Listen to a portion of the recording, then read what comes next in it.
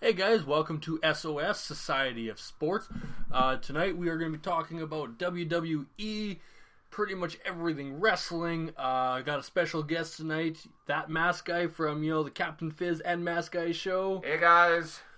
So very familiar voice tonight, voice, whatever you want to call it.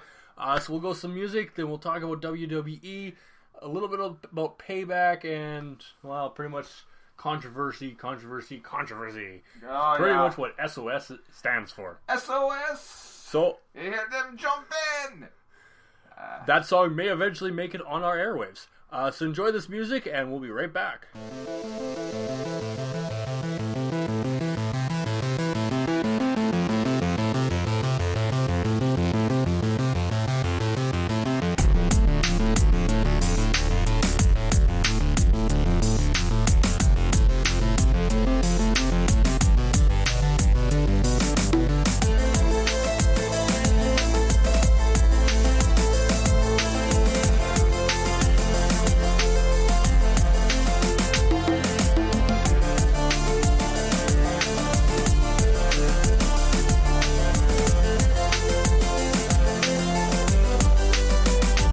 Join me in the studio tonight.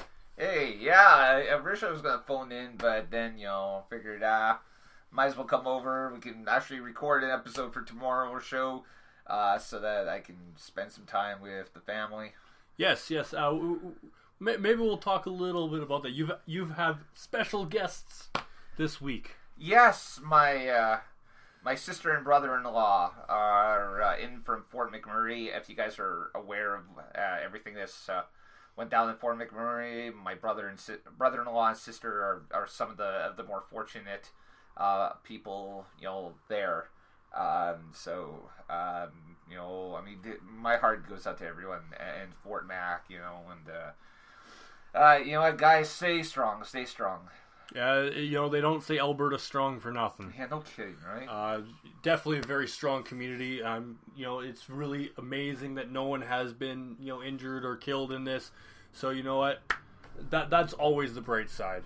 Exactly. And reports being heard today is showing that things aren't as bad as originally, predicted, which is another good, bright side to this saga. So, Yeah. my heart goes out to your family. Thank you very much. On behalf of me. I'd say behalf of the show, but you're part of the show. I'm part of the show. I know. Yes. So, how about you explain, since you're so much older and maybe somewhat wiser, of why you got into wrestling and maybe when? Well, technically, the first wrestling match I ever saw was probably back in 1984. I wasn't even born yet. You weren't even a twinkle in your father's eye yet at that point. The first matchup I ever actually saw, I remember vividly, was Hulk Hogan in a handicap match against Dr. D. David Schultz and Mr. Saito. This would have been in the American Wrestling Association, which used to be very big here in Winnipeg before Vince McMahon took over what was then known as the Worldwide Wrestling Federation from his father, Vince McMahon Sr., and pretty much took over the whole wrestling world. Any territory that didn't go off and take a buyout from Vince was ultimately, destroyed. Not because Vince was necessarily, a heartless SOB, but because he realized WWE was going to be a juggernaut, and it was like, lead, follow, or get out of the way, and not a lot of people, took him up on that offer, and they paid for it. I think, honestly, if you look at the Wrestling Federation now, it's kind of the same aspect.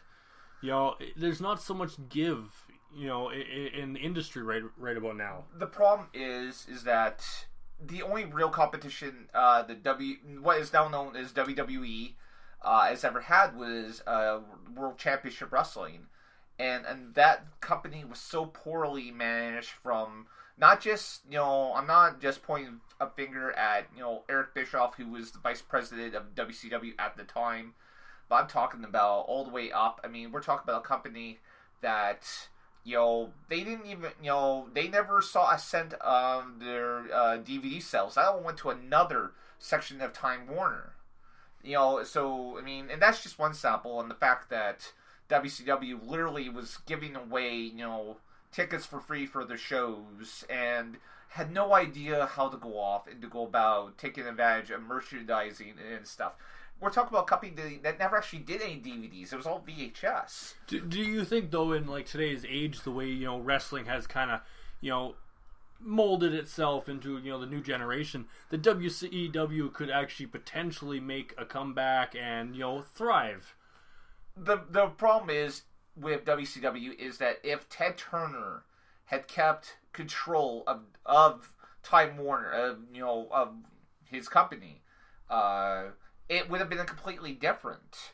If he had kept control of Turner Broadcast, WCW would still be around in some way, shape, or form today. I can almost guarantee you that. I mean, he was never afraid to lose money when it came to WCW because he loved wrestling that much. And I do feel that if Ted Turner was in a situation where he could go off and had a network that he could put professional wrestling on, he probably would be doing it. As it is, I think he's too far out of that whole thing to be able to do anything at this point. Which definitely sucks. Like I grew up watching. There was the Raw, there was SmackDown, all these different organizations. I can't remember what some of them were. There was a hardcore one. Well, during the time that you would that time period, there would have been three major companies. WWE, or as it would have still been called at the time, the World Wrestling Federation. There was, of course, World Championship Wrestling. And then there was a third company that has ever been considered, kind of a renegade promotion. It's, promotion that was supported by all, the rebel hardcore fans. That was Extreme Championship Wrestling out of Philadelphia, which was led up by Paul Heyman. Yes. And yes, that was actually one of my favorites growing up watching. And just because, it was more extreme, more hardcore, and, definitely more towards my heart than, WWF. Well, it definitely was for a much more mature audience. Paul Heyman has, since admitted that they weren't going to be able to continue the hardcore style for very much longer, even if they've been able to stay in business.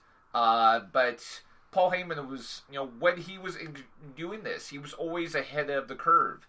He was the one who was responsible for, bringing in a lot of wrestlers who ended up becoming big names within both WCW and WWE. You're talking about, the controversial, Chris Benoit. We're talking about the late, great Eddie Guerrero. We're talking about Dean Malenko.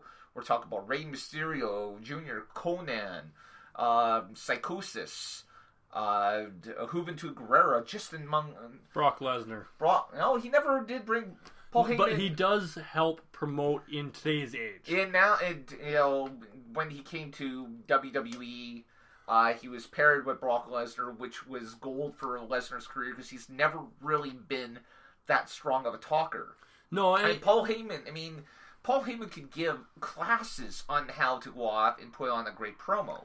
And after Brock Lesnar came back from the UFC, he needed someone like Heyman to boost him up and make him popular again, because he had become less popular with fans because of his stint in UFC. That's not exactly true. The sheer reaction that he went off and received when he showed up and F5 John Cena the night after WrestleMania a few years ago was epic.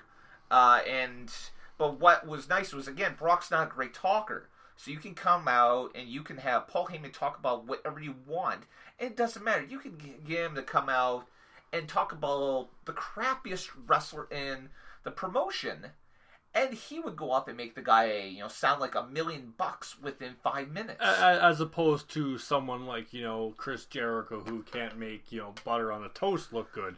Hey, you know what? You're extremely biased. Chris Jericho is a great talker. We're talking about a guy when his first night at Monday Night Raw went toe-to-toe with the great one, The Rock himself, and more than held up his end of the bargain. See, no, I will fully state that Chris Jericho was a good talker in his day.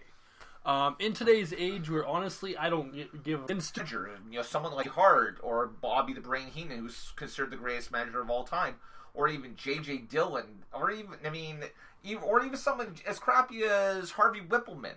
But in this day and age, if you can't talk, you might as well grab a life preserver because you're swimming for your life in the big leagues. Okay, speaking of life preservers, tell me, in your honest opinion, what you think of Vince McMahon.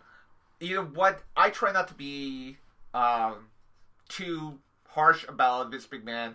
We're talking about a man who literally to go piss and turn it into gasoline. I mean, he went off and then immediately drank it. Yeah, I mean, there's been some rumors about how Vince keeps as energetic as he does. And I won't go up and speculate. Cocaine in the locker room.